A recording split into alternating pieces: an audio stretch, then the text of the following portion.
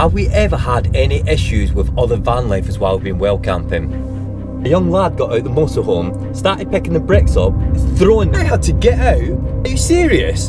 And he just looked at me like, if a random stranger just comes up and tells you to move, you need to know who you're speaking to. Do stick up for yourself, guys, because, you know, unfortunately, there are some idiots out there. Hi everyone, welcome to another video and welcome to dubventures. Guys, we're on our Scotland road trip. It's been amazing. The weather that we've had has been snowing, it's been frosty, extreme weather, and we've loved it. Today, we're actually parked here at the moment with an amazing view, as you can see. The road trip continues, but let's get in there and I'll tell you what we're doing.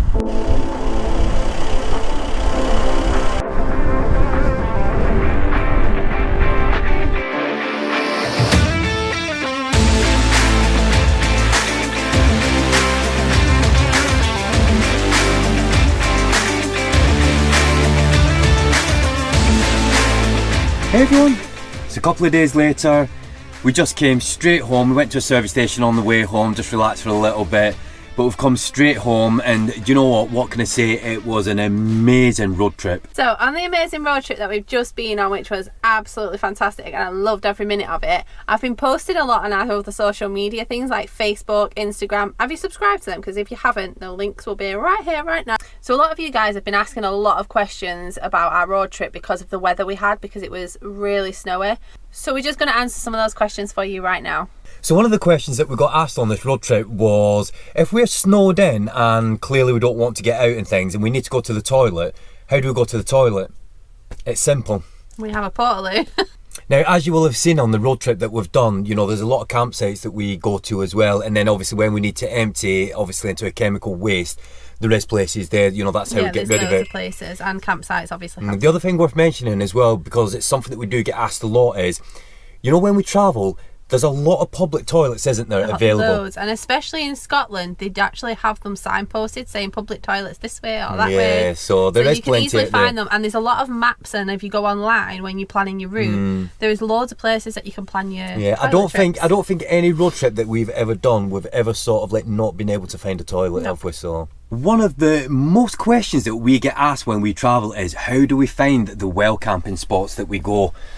And well, some of them are just by chance. I mean, the one on this holiday, which was amazing, we ended up staying there for 2 nights, didn't we? We put in the sat-nav basically to find a waterfall, and the sat-nav literally could not find this waterfall, could it? Well, it took us somewhere, but it wasn't the waterfall. So then we ended up looking for the next place that we wanted to go visit, which was a nature reserve. But then we missed the turning, so we decided, oh, we'll just take the next left, and then hopefully we'll be able to turn around. And so that's where we found this amazing well camping spot, and as Brooke said, we stayed there for 2 days. So I think sometimes if you're planning a road trip and you know you're going to be well camping, I think you can overthink it, because like I say, we do get asked so much about how we find them. We do know that a lot of people use apps as well, and there's loads of apps out there. The problem with the apps, especially in summer, is everybody else is using them because it's summer and it's so busy. Out of season though, you'd be able to use a lot of those because not as many people go in winter time. The other thing is as well, if you're looking for well camping spots in different like places, you know, you need to do like your research and, you know, be certain that you can actually stay where you are. But especially in Scotland, because we've just done the Scotland road trip, I don't think you necessarily have to plan and go and find them. They're just there. They're there, there's so many. I mean, obviously you can easily tell if you can't camp there because it'll say no overnight camping. And then a lot of places turn around and say campers are welcome there for like a small donation. We stayed in quite a few of them and just put some donation money in there. Yeah, we did. And that helps to look after like the nature reserves and things like that, and they let you camp there, and they're really nice. Yeah. Now that kind of brings us on to like the next question. What do we do with our rubbish? Which is a massive question. I mean, so many times we get asked this. And it's such a simple answer. Basically, we take bin bags with us, don't we? We load our rubbish up, we take it with us, and then when you find a public bin, we put it in a public bin. Everywhere there's going to be public bins, and there's going to be recycling places, you know, that you can like put certain things. Like in Scotland and stuff as well, we found loads of recycling bins for like your glass, your plastic, your cardboard. So we obviously just keep your rubbish with you. You know, we know that you guys that watch us, you know, you don't like throw your rubbish out and things like that. You know, you don't leave no trace.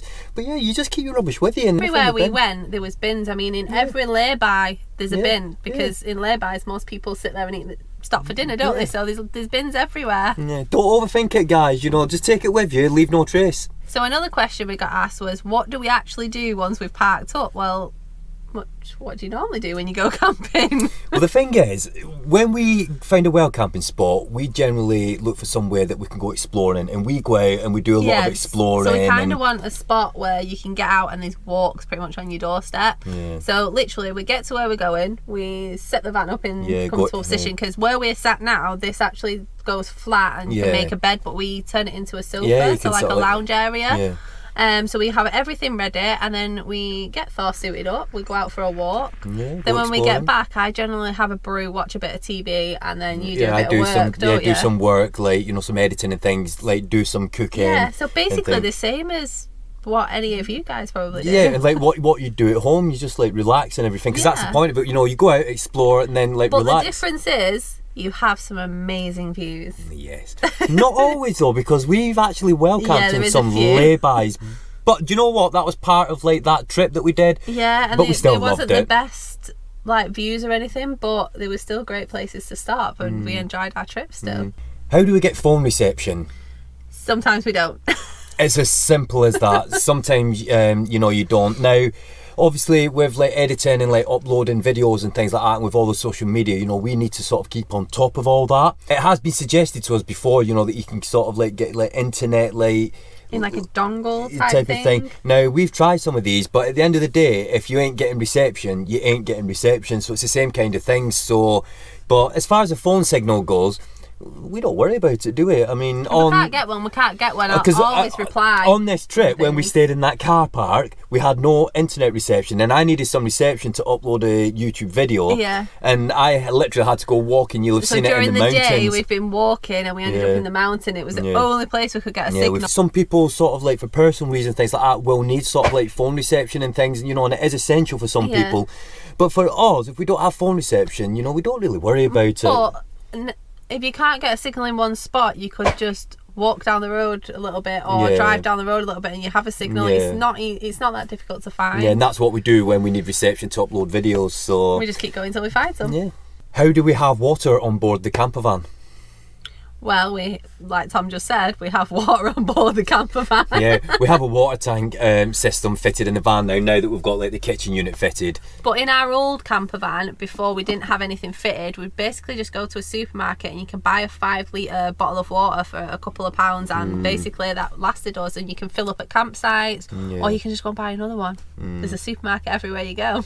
So before we answer the next question, which is a question that we get asked of a lot of people, and we get asked many different ways, just want to tell you about the sponsor of today's video. Today's video is sponsored by Titan GP4000 Jump Starter Kit. So this winter road trip that we've just done, it can have an effect on your battery, because in colder weather, batteries sort of like, you know, they can drain a lot easier. Now, for peace of mind, it's always a good idea, especially if you travel, to have a jump starter kit available at all times in case you get a flat battery in your vehicle.